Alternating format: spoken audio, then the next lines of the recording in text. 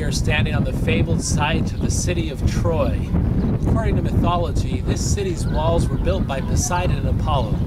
Later, the city was besieged by the Achaeans, the Greeks who came chasing Helen, and was eventually taken by the Greeks and destroyed. That's myth. Archaeology tells us a slightly different story. The earliest sites were from the early Bronze Age. Behind us, you can see some of the different levels of this site. The earliest are at the bottom, and subsequent cities were built on top. And Troy 1 and 2 from the early mid-Bronze Age are under that large tent built of mud brick. The most substantial remains from the Bronze Age are Troy 6 and Troy 7. We see below us the city walls of Troy 6.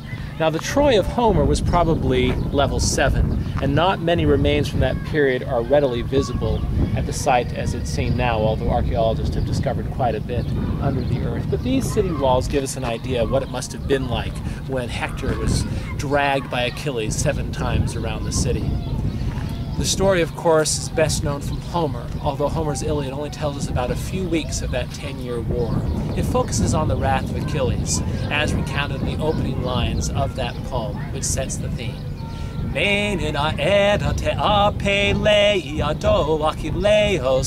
Which roughly translated is sing goddess or muse, about the wrath, the destructive wrath of Achilles, and goes on to say, which dragged the souls of men down to Hades, and their bodies became feast for birds and dogs.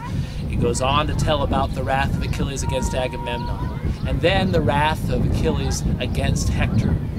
The fall of Troy, of course, was told after the story of the Iliad.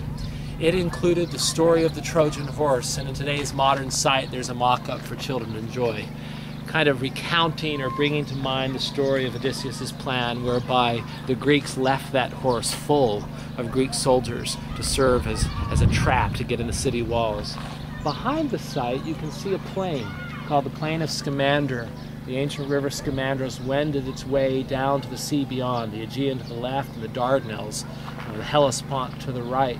And that's probably what made this an important site throughout its history and probably caused the actual destructions in the Bronze Age, as Mycenaean Greeks probably tried to seize this corner of Asia Minor for economic reasons. But the story that remains in our minds is that of the fabulous Helen, the face that launched 1,000 ships, who was stolen by the Trojan prince Paris and brought from Sparta to here, leading to a 10-year war that has gone down in legend.